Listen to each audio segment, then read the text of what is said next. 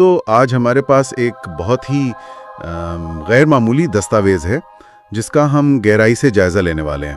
غیر معمولی کس لحاظ سے؟ یہ بظاہر امام حسن علی شاہ کی زندگی کے ایک واقعے کے بارے میں ہے، لیکن اس کا تعلق، اور یہ بڑی حیران کن بات ہے، پاکستان کی توانائی کی تاریخ کی ایک بہت بڑی دریافت سے جڑتا ہے۔ اچھا، یہ صرف ایک اقتباس ہیں، لیکن اس میں تاریخ، ایمان اور یہاں تک کہ جدید سائنس کے دھاگے بھی ایک دوسرے سے الجھے ہوئے نظر آتے ہیں۔ یہ واقعی ایک دلچسپ امتزاج ہے۔ اکثر تاریخی دستاویزات اپنے وقت تک ہی محدود رہتی ہیں، ہے نا؟ جی بالکل۔ لیکن یہ ماخذ تو ایک صدی سے بھی زیادہ کے فاصلے پر موجود دو واقعات کو جوڑ رہا ہے، مطلب ایک 19ویں صدی کا سفر اور دوسری 20ویں صدی کی ایک ارضیاتی دریافت۔ تو چلیں اس دلچسپ قصے کی تہیں کھولتے ہیں۔ ضرور۔ تو اس قصے کو ٹھیک سے سمجھنے کے لیے ہمیں 1840 کی دہائی کے سیاسی منظرنامے کو دیکھنا ہوگا۔ امام حسن علی شاہ ایران سے نکل کر ایک غیر یقینی مستقبل کی طرف بڑھ رہے تھے۔ اور یہ سفر صرف ایک جسمانی سفر نہیں تھا، ہے نا؟ یہ ایک سیاسی اور روحانی جدوجہد بھی تھی۔ جی، اور ماخذ ہمیں سیدھا 1841 کے موسم سرما میں لے جاتا ہے۔ اور یہ سیاق و سبق بہت اہم ہے۔ وہ صرف سفر نہیں کر رہے تھے، وہ ایک نئی جگہ پر اپنی کمیونٹی کے لیے ایک مستقبل کی بنیاد رکھ رہے تھے۔ اور سفر بھی کوئی آسان نہیں تھا۔ افغانستان کے دشوار گزار پہاڑی علاقوں سے گزر رہے تھے وہ، جو آج بھی دنیا کے مشکل ترین خطوں میں شمار ہوتے ہیں۔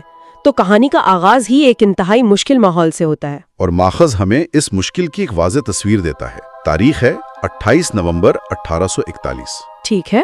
اور مقام ہے کلات کے قریب کا علاقہ جو آج بلوچستان میں ہے۔ اچھا، تو ذرا تصور کریں، ہر طرف برف کی موٹی تہ جمی ہوئی ہے، درجہ حرارت نقطہ انجماد سے کہیں نیچے ہے، اور یخبستہ ہوائیں چل رہی ہیں۔ بہت سخت حالات۔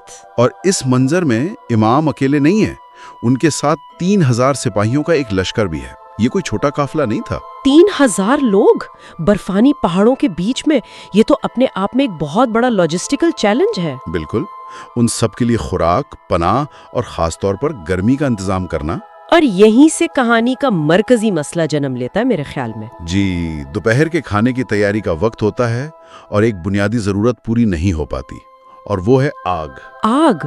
ماخذ بتاتا ہے کہ باورچی آگ جلانے کی ہر ممکن کوشش کر کے ہار جاتے ہیں۔ لیکن کیوں؟ کیا وجہ تھی؟ مسلسل برفباری کی وجہ سے لکڑیاں، پتھر، سب کچھ گیلا اور ٹھنڈا ہے۔ بار بار پتھر ٹکرانے سے بھی کوئی چنگاری نہیں نکل رہی۔ بس لکڑی کا ایک چھوٹا سا ٹکڑا ہے جو کچھ لمحوں کے لیے ٹمٹماتا ہے اور پھر سرد ہوا کے جھونکے سے بجھ جاتا ہے۔ تو مطلب 3000 سپاہیوں کا لشکر، برفانی موسم اور آگ جلانے کا کوئی ذریعہ نہیں، یہ تو ایک بہت بڑی آفت بن سکتی تھی۔ جی، یہ بقا کا مسئلہ تھا۔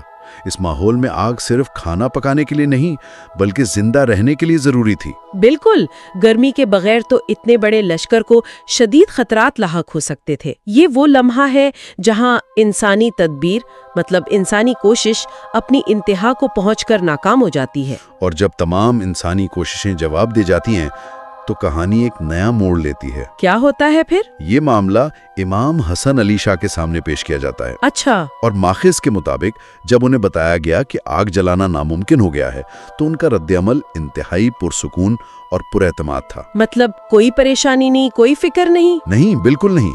وہ باورچیوں سے لکڑی کا وہی بجھتا ہوا ٹکڑا منگواتے ہیں۔ اچھا، وہی ٹکڑا جو بجھ گیا تھا؟ جی، اور یہ منظر کافی ڈرامائی ہے۔ ایک طرف مایوس باورچی اور ٹھٹھرتے ہوئے سپاہی، اور دوسری طرف ایک پرسکون رہنما۔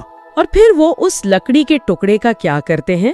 امام اس دہکتے ہوئے کوئلے کو ایک تیر کی نوک پر باندھتے ہیں، اپنی کمان اٹھاتے ہیں اور تیر کو سیدھا آسمان کی طرف کھینچ کر چھوڑ دیتے ہیں۔ آسمان کی طرف؟ جی، وہ تیر برف سے ڈھکے پہاڑوں کے اوپر سے پرواز کرتا ہوا نظروں سے اوجھل ہو جاتا ہے۔ یہ تو بہت ہی غیر معمولی عمل ہے۔ اور اس کے بعد وہ جو الفاظ کہتے ہیں وہ اس واقعے کا مرکز ہیں۔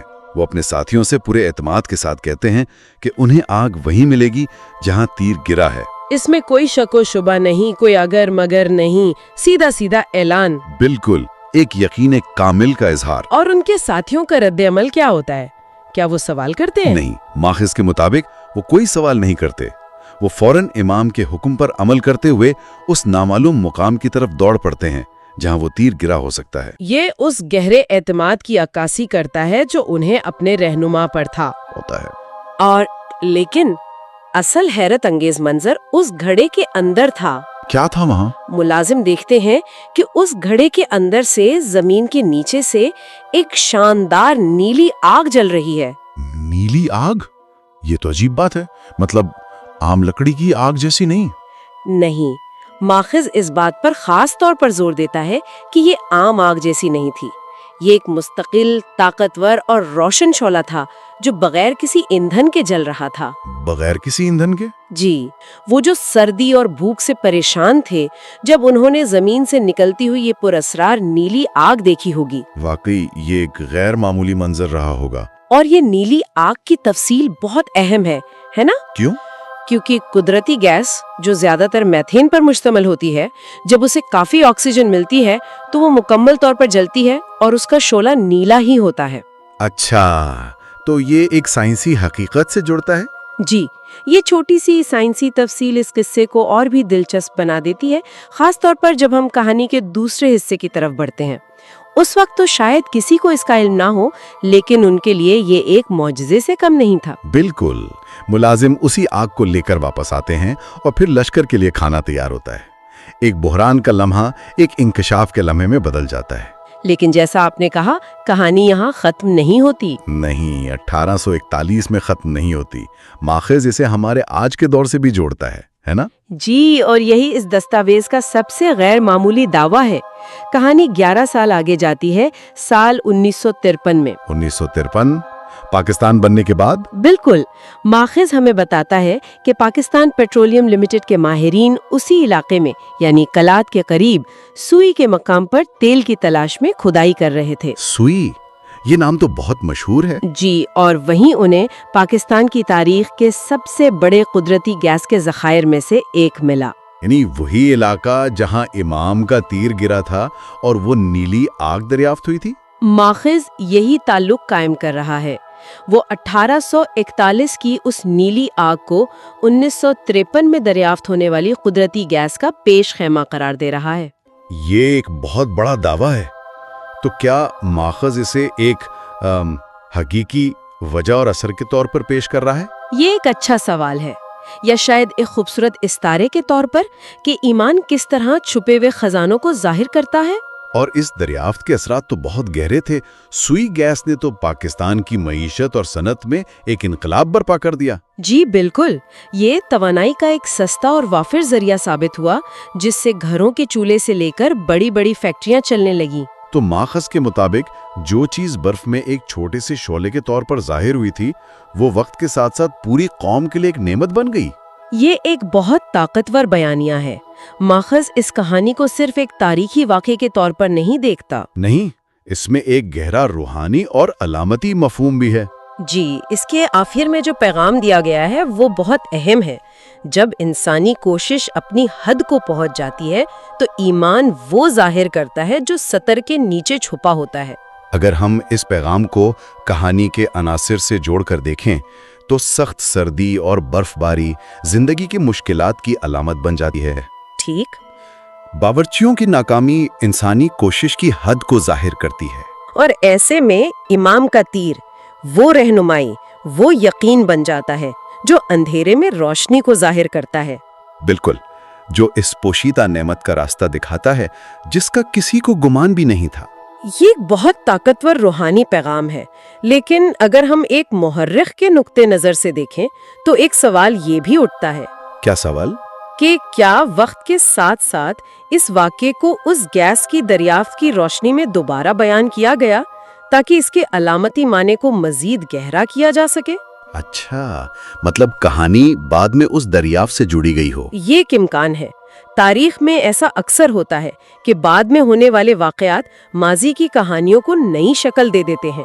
लेकिन इससे कहानी की रूहानी अहमियत तो कम नहीं होती। बिल्कुल नहीं, बल्कि हमें ये समझने में मदद मिलती है कि कहानियाँ कैसे बनती हैं और नस्ल दर नस्ल कैसे सफ़र करती हैं। तो ये एक बेहतरीन नुक्ता है।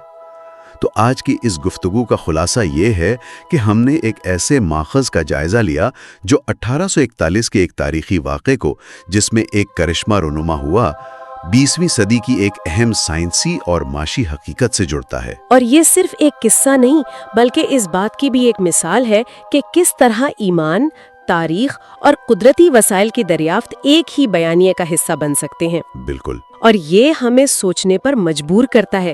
یہ ماخذ 1841 کے ایک ایمانی عمل کو 1953 کی ایک عارضیاتی دریافت سے جوڑتا ہے۔ یہ ایک دلچسپ سوال پیدا کرتا ہے کہ کہانیاں تاریخ اور یہاں تک کہ سائنس کے بارے میں ہماری سمجھ کو کیسے تشکیل دیتی ہیں۔ کس موڑ پر ایک کرشمہ ایک ایسے قدرتی وسیلے کا تاریخی نشان بن جاتا ہے جسے ابھی دریافت ہونا باقی ہے؟